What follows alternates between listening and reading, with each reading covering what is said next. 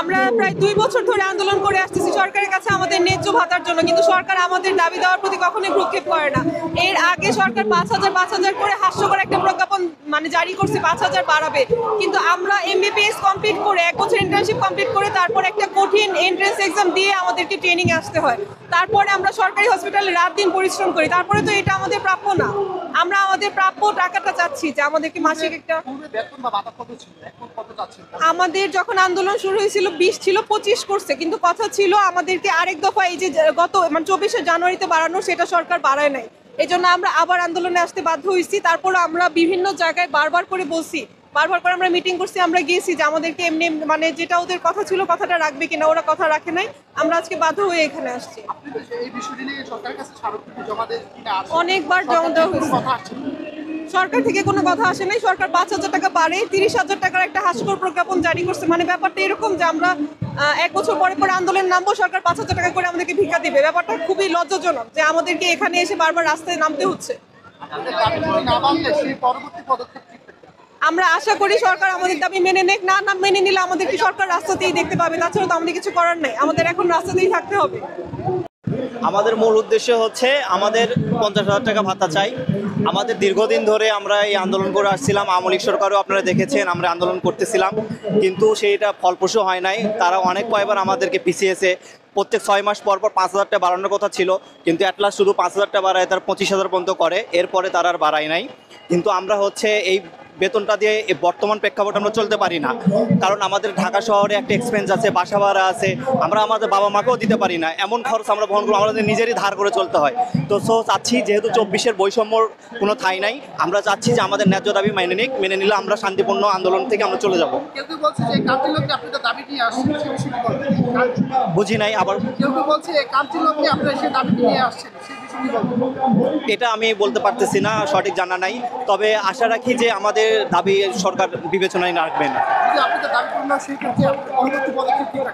এটা আমাদের যারা লিডিং পয়েন্টে আছেন, আমাদের সিনিয়র যারা আছেন, তারা সিদ্ধান্ত নেবেন পরবর্তী কী করবে। আমরা তাদের সাথে একমত, তারা যেটা সিদ্ধান্ত নেবেন আমরা একমত আছি, আমরা তাদের সাথে একাগ্রতা প্রকাশ করব। হ্যাঁ, স্মারকলিপি আমরা জমা দিয়েছি। সরকার আমাদেরটা বিবেচনায় রেখে তারা আমাদের স্বাস্থ্য মন্ত্রণালয় থেকে সব মন্ত্রণালয় আমাদের পক্ষে আছেন, বাকিটা দেখা যাক কি হয়। না, গতবার আশ্বাস দিয়েছিল যে আমাদেরটা 9ম গ্রেডের মতন করবে, কিন্তু সেটা না করে আমাদেরকে শুধুমাত্র 5,000 টাকা তারা বাড়িয়েছে। তো আমরা এটা তো মানতে চাচ্ছি না। আমরা চাচ্ছি যে আমাদের একটা আশানুরূপ ভাতাটা আমাদেরকে প্রদান করা হয়, কারণ আমরা সেই অনুপাতে আমরা এখানে 24 ঘন্টা আমাদের ডিউটি করতে হয়, আমাদের রোস্টার ডিউটি আছে, অনেক ডিউটি করতে হয় আমাদের এখানে। পেশেন্টের চাপ তো জানেন আপনারা অনেক।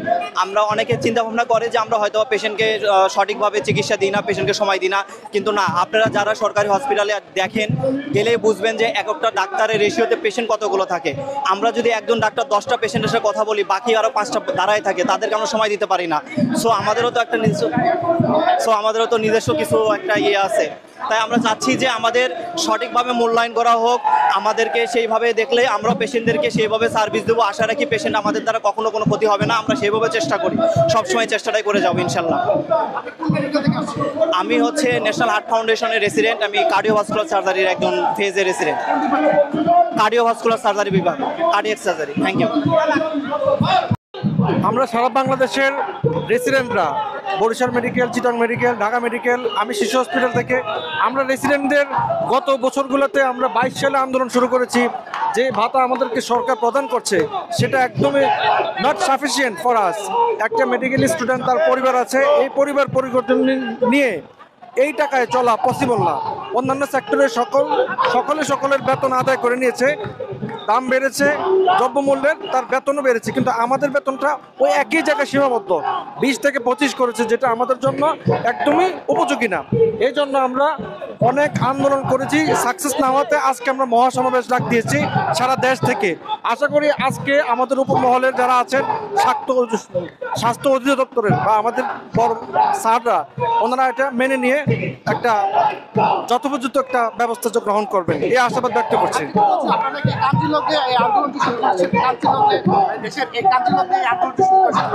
আমরা ক্রান্তি লগ্নে না, ব্যাপারটা হচ্ছে আমরা যখন আন্দোলন শুরু করেছি গত সরকারের আমলে 2022 সালে, তখনও আমাদেরকে একটা বুঝ দিয়ে তারা অনলি 5,000 টাকা মানে বাড়িয়ে আমাদের আন্দোলনটা দমিয়ে দিয়েছে।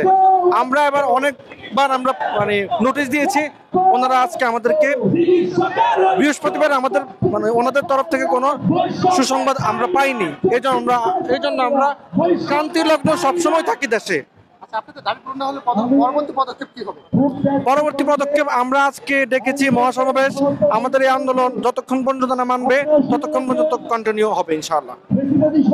Thank you.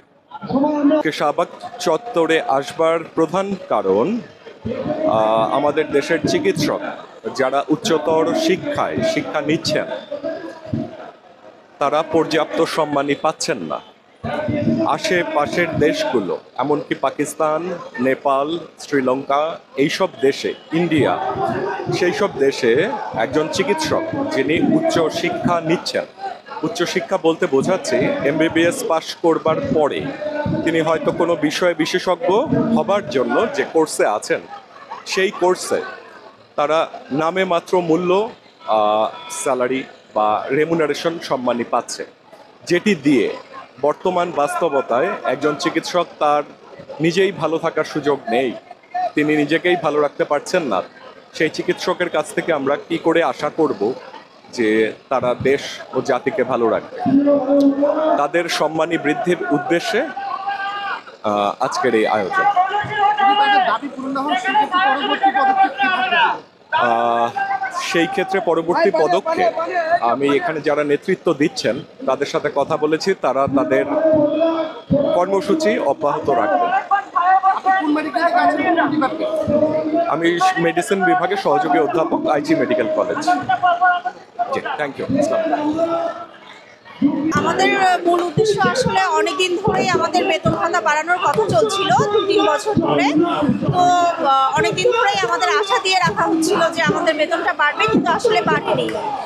এখন আজকে আমরা এই জন্যই এসেছি যে আমাদের বেতন ভাতাটা বাড়িয়ে 50,000 টাকা করা হবে, সেই জন্যই আজকে আমরা এসেছি এখানে। ভাতা বা বেতন কত ছিল, এখন কত দাবি করছেন? ফার্স্টে আমাদের 20,000 টাকা ছিল, তারপর আমরা একবার আন্দোলন করলাম, আমাদেরকে বললো যে আমাদের বেতন বাড়বে, কিন্তু ওনারা মাত্র আমাদেরকে 5,000 টাকা বাড়াইছে। তারপরে বাড়ানোর কথা ছিল, তার বাড়ানো হয়নি, কিন্তু তখনই আমাদের দাবি ছিল যে আমাদের 50,000 টাকা ভাতা হবে। তো আমরা এখন 50,000 টাকার জন্য এই আজকে শাহবাগে আসছি। সরকারের কাছে কোনো স্মারকলিপি জমা দিয়েছেন? হ্যাঁ, আমরা অনেকবার ধাপে ধাপে কয়েকবারই আমাদের স্মারকলিপি জমা দেওয়া হয়েছে, কিন্তু আমরা কোনো আশানুরূপ কোনো ধরনের কোনো রিপ্লাই পাইনি এখন। এই বিষয়ে সরকারের পক্ষ থেকে আশ্বাস? হ্যাঁ, আশ্বাস অনেকবারই আসছে, প্রত্যেকবারই আশ্বাস আসছে, আজকেও আশ্বাস আসছে। বলা হয়েছে যে আজকে সকাল 11টার ভিতর আমাদের জানানো হবে, কিন্তু ওনারা আমাদেরকে জানায় নাই। সেই কারণে আমরা এই শাহবাগ মোড়ে আসছি। আমরা 11টার আগ পর্যন্ত এখানে ছিলাম না, আমরা 11:30টায় এখানে এসেছি। যদি আপনাদের দাবি পূরণ না হয় সেক্ষেত্রে পরবর্তী পদক্ষেপ কি থাকবে? ওইটার সামনে দেখা যাবে, আসলে এখন বলতে যাচ্ছি না। দাবি পূরণ না হলে দেখতে পারবে সবাই। কোন মেডিকেল থেকে আছেন, ডিপার্টমেন্ট? আমি ঢাকা মেডিকেল থেকে আসছি এবং গাইনি অ্যান্ড অবস্টেট্রিক ডিপার্টমেন্ট।